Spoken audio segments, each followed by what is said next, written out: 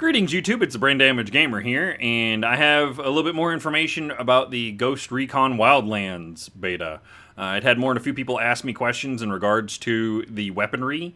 I did want to go ahead and do just a quick little cover over of that, explaining a little bit of the information I found out.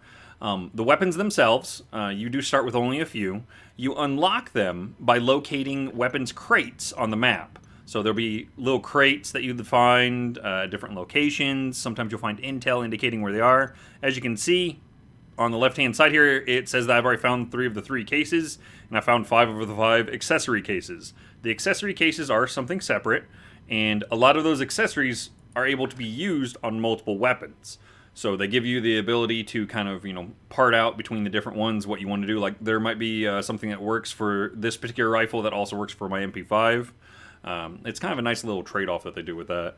Now, looking at the actual weapon itself, if I go to the customization option, you have your parts, paints, and then randomize it, where you can just randomize the paint however you want, which can lead to some ugly-looking guns in my opinion. Now, the parts, I love the parts. It gives you a schematic view of the weapon. It's kind of nice. I can go through and be like, hey, you know what? Well, this particular one only has that buttstock. I can be like, hey, let's go ahead and I'll attach a different sight onto this. They give you a bunch of different options, as well as ones that you found. I just recently found this one. I haven't even tried it out yet. And some of them have the ability to swap out the trigger types, maybe go from full auto to semi, maybe one will have a burst. That is not implemented in the beta, but apparently it's something they're going to be adding on later in the actual game. Magazine sizes, they, I think, just kind of showed us this because I haven't been able to locate any magazine adjustments. But it's a nice little thing. All sorts of different foregrip options, things like that.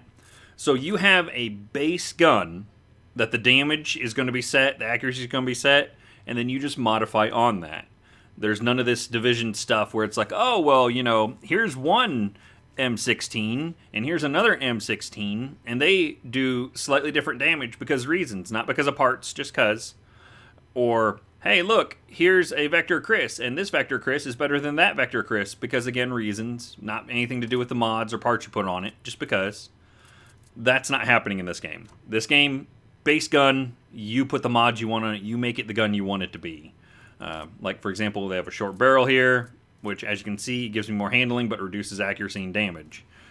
Me personally, I probably wouldn't use that. I'd be looking for a long barrel, because I'd rather have extra accuracy. Again, options here. Do you want it silenced? Do you want to have just a standardized muzzle, or do you want a compensator to help with that accuracy and handling? It's all these little trade-offs. It's very nice. And then when you put it back together, it just automatically collapses in. Every gun has some variant of this view that you can see, where you can...